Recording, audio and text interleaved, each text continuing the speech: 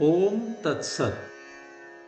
श्री विद्यारण्य स्वामी एवं श्री भारती तीर्थ मुनि विरचित पंचदशी इस ग्रंथ का हम लोग अभ्यास कर रहे हैं।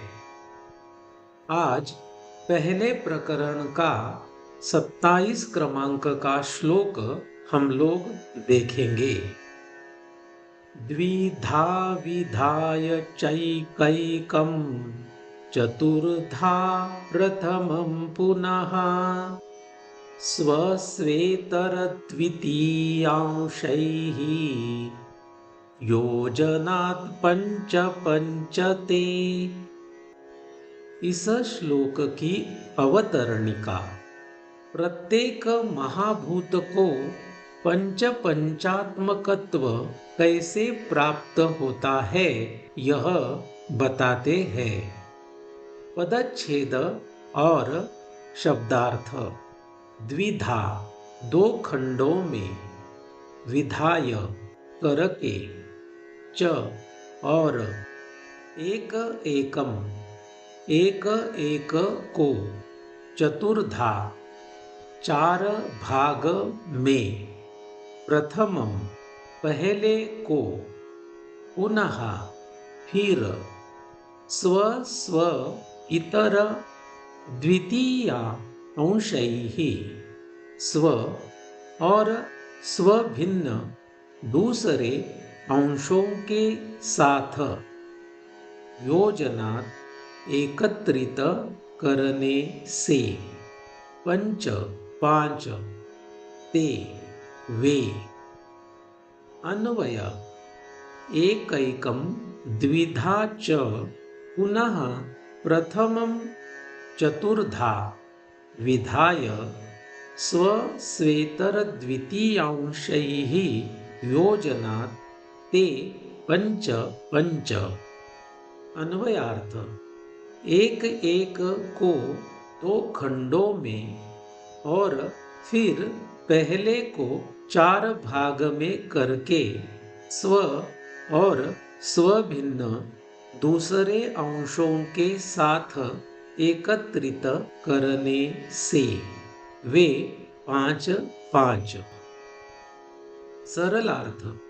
एक एक महाभूत को दो खंडों में और फिर पहले खंड को चार भाग में करके स्व और स्वभिन्न दूसरे अंशों के साथ एकत्रित करने से वे सभी पांच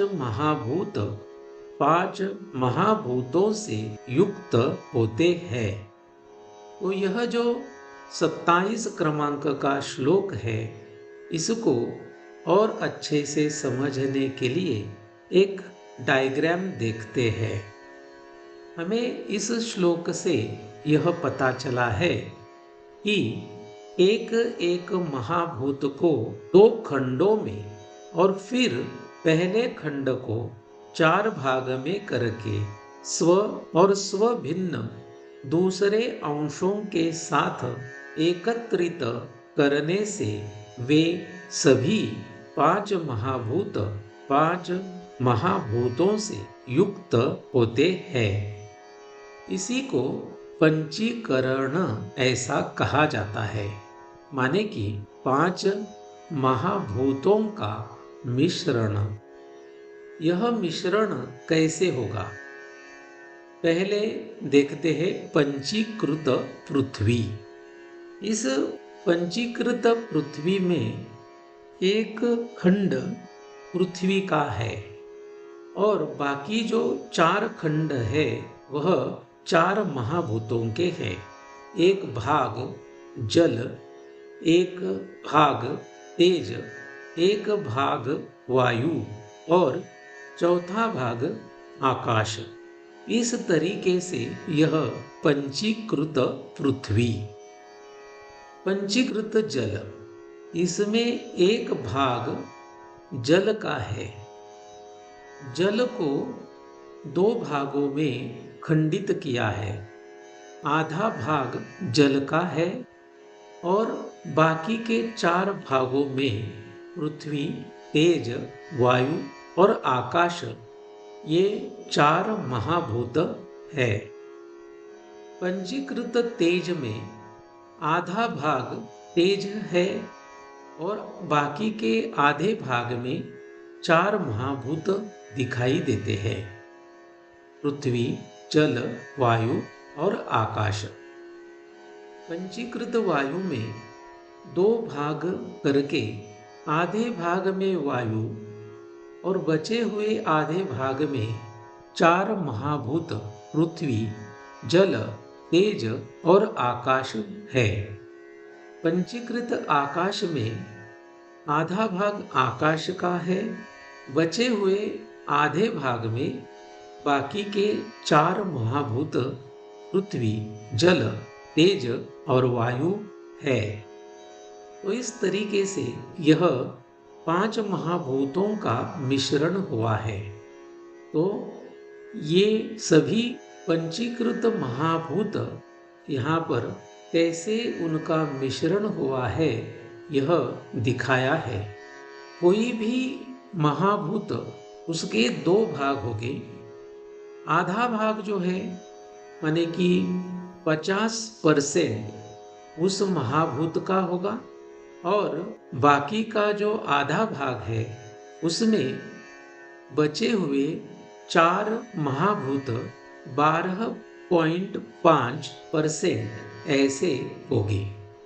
तो इस तरीके से यह पंचीकरण हुआ है।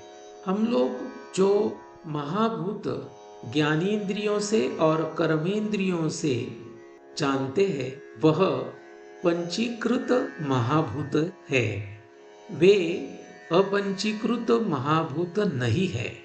पंचीकृत पृथ्वी, पंचीकृत जल, पंचीकृत तेज और पंचीकृत वायु, इनको हम लोग इंद्रियों के द्वारा जानते हैं, लेकिन पंचीकृत आकाश को इतना ठीक से समझ नहीं पाते हैं और अपंचीकृत पंच महाभूत किसी को भी इंद्रियों के द्वारा समझ में नहीं आ सकते।